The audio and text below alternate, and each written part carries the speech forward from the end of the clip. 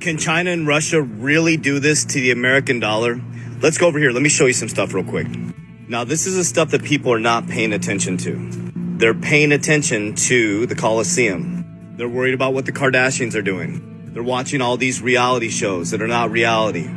They're getting drunk off the wine, not knowing that the whole economic system is changing. Let me show you some facts, figures, numbers, logic. Let's go. What we do know is they're targeting the U.S. dollar's dominance. Russia, China, and BRICS nations plan to craft a new international reserve currency. We need to understand what this means, okay? The BRICS nations, I'm going to break that down. I'm going to show you how much their GDP is or has increased since 2000.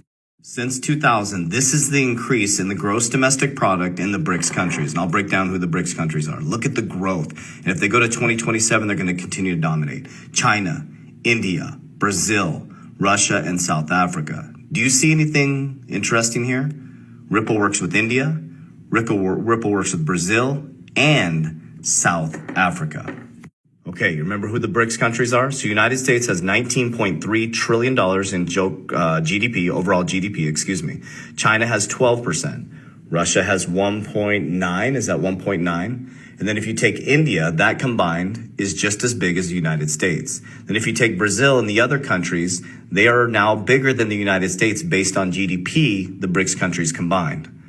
So if you don't think that's big news or a big deal, that the BRICS countries are working to de-dollarize from the US dollar, and you don't think that's going to make an impact on the dominance of the US dollar, you got to wake up and get out of the Coliseum.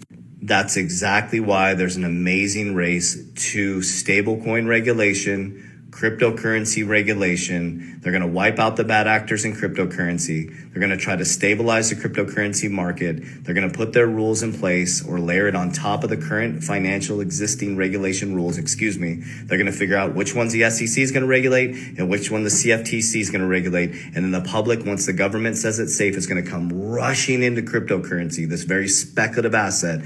And a very small percentage of people within the population are going to get very, very wealthy, just like the internet days.